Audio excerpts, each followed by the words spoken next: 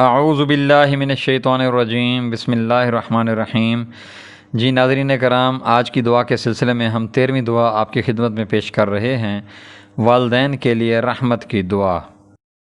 اللہم صلی علی محمد وعلی آل محمد کما صلیت علی ابراہیم وعلی آل ابراہیم انک حمید مجید۔ اللہم بارک علی محمد وعلی آل محمد کما بارکت علی ابراہیم وعلی آل ابراہیم انک حمید مجید۔ بسم اللہ الرحمن الرحیم۔ رب ارحمہما کما ربیانی صغیرا۔